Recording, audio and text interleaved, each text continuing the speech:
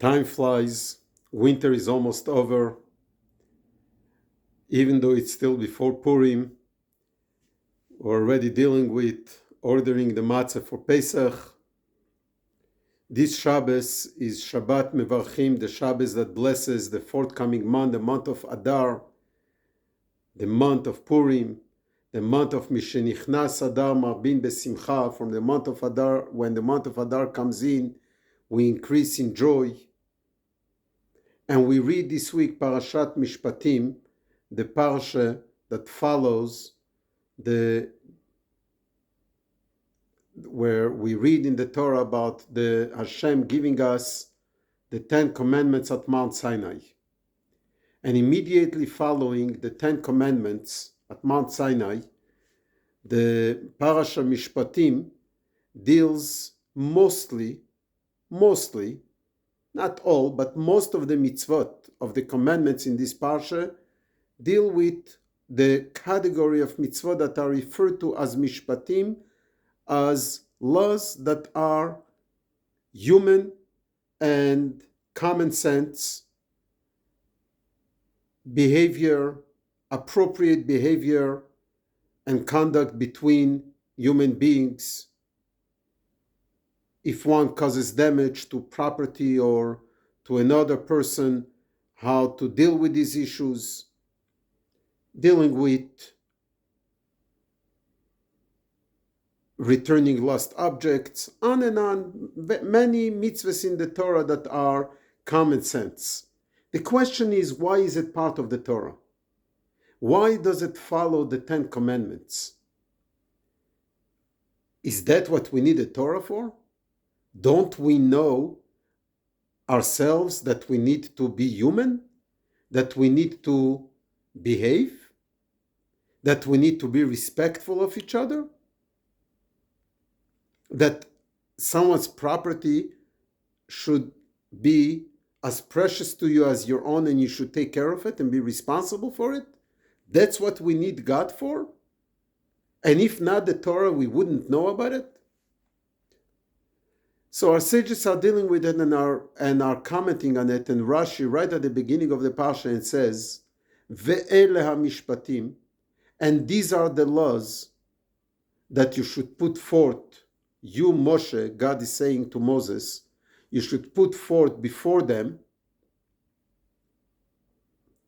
And those are also given at Mount Sinai. The reason we need to honor our father and our mother, the reason we need to take care of another human being's property as well as ours, is not because it makes sense, but because that's what Hashem wants us to do. But what does that mean? What does that mean? Why? We need to be human. We need to be, as we say in Yiddish, a mensch. Behave like a mensch. As we tell our children. Why do we need to honor our father and mother? Because it's part of the 10 Commandments, because it's in the Torah. So the explanation given on it is, and the Rebbe explains it beautifully and says the following. Says, it's not that they make sense, so why do we need the Torah? Hashem has chosen that some of the mitzvahs should also make sense to us, while some of the mitzvahs are beyond reason. So God is nice to us and gave us the ability of understanding the reason behind love of a fellow human being, beyond caring for another human being, beyond honoring your father and your mother, beyond not murdering. That's also part of God's loving us and giving us the Torah. In other words, God was able to create a world where honoring the father and the mother, were not stealing and not murdering, and not hurting someone else's property would be a mitzvah in the Torah that wouldn't make sense to us. It is an additional favor that God has made with us more than in the mitzvahs that are beyond reason, where Hashem helps us understand the reason behind it. So does that mean that because God gave us also the reason that we should take God out of the picture?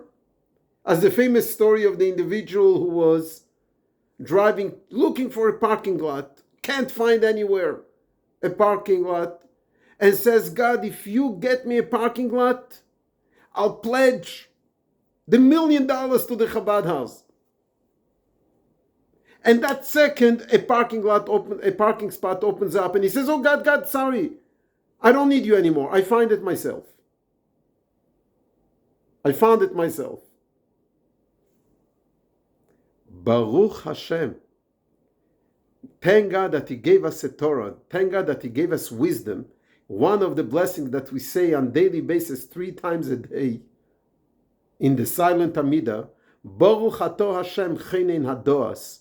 Thank God, thank you Hashem for giving me wisdom, for giving me seichel, for giving me a little head that I should understand why I should care for another human being, why I should fulfill the mitzvahs of Mishpatim. Thank you Hashem.